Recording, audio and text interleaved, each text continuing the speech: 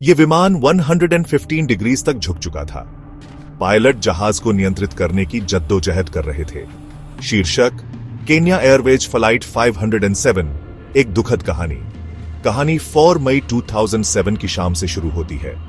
पहला चरण Abidjan, Ivory coast, फिर दुआला, कैमरून, ईंधन और नया क्रू। अंतिम मंजिल नैरोबी, केन्या। रवानगी का समय 1830, अनुमानित पहुंच 3 o'clock बजे। विमान बोइंग 737-800, नया और टेस्टेड। यह एक थकाने वाली रात भर की उड़ान थी।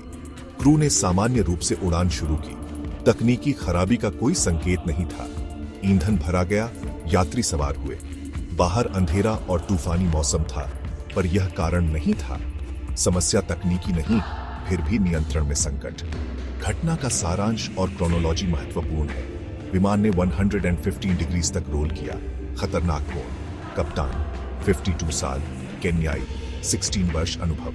फर्स्ट ऑफिसर 23 साल, नया पायलट, कम अनुभव। कुल उड़ान घंटे 8,700, 737 और 3,464 घंटे। कई घंटे इस मॉडल पर वह सामान्यतः उपयुक्त माने जाते थे, पर प्रशिक्षण रिकॉर्ड ने कुछ चिंताएं दिखाई। अब हम कप्तान के प्रशिक्षण और व्यवहार की गहराई में चलते हैं। 2002 में कमांड अपग्रेड ट्रेनिंग के दौरान कमियां दर्ज हुई। टिप्पणियां: कम क्रू कोऑर्डिनेशन, नियमों का पालन में कमी। प्रशिक्षक: वह क्रू के साथ सहयोग नहीं करता। नियमों का पालन कमजोर पाया गया।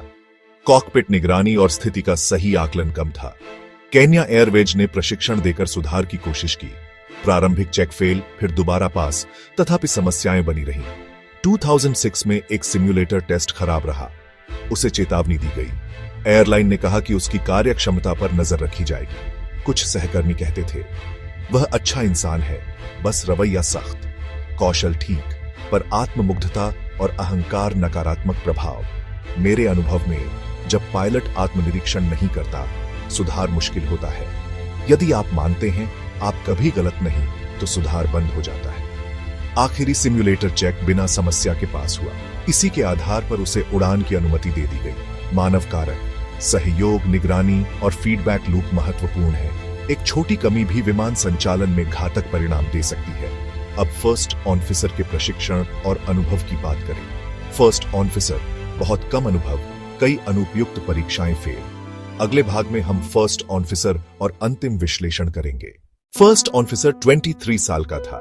कुल 800 घंटे, उनमें केवल 200 घंटे 737 पर थे। कम अनुभव। उसने शुरुआती रेडियो टेस्ट फेल किया। IFR, instrument flight rules, test भी फेल हुआ। ट्रेनर ने कहा, पायलट फ्लाइंग की गलतियों को बेहतर नोट करना चाहिए और ऑटो पायलट की कार्य प्रणाली पर गहरी नजर जरूरी थी। एक अनुभवी पर भरोसा और एक नया सहयोगी, मिश्रित गतिशीलता, अच्छा तालमेल और स्पष्ट संचार जीवन रक्षक होते हैं। जब नियंत्रण खोता है, निर्णय लेने की गति महत्वपूर्ण है। कई छोटी गलतियों ने मिलकर बड़े परिणाम दिए। CRM, क्रू रिसोर्स मैनेजमेंट, उसकी अहमियत पर जोर। सुझाव: नियमित ऑडिट, सिम्युलेटर फोकस और खुला फीडबैक। हर त्रासदी के पीछे मानवीय कारण होते हैं और सबक भी। हमें सीखकर ऐसी घटनाओं को रोकना है। सारांश: तकनीक ठीक थी, पर मानव कारक ने भूमिका निभाई। इनोवेशन के साथ बेहतर प्रशिक्षण जरूरी है।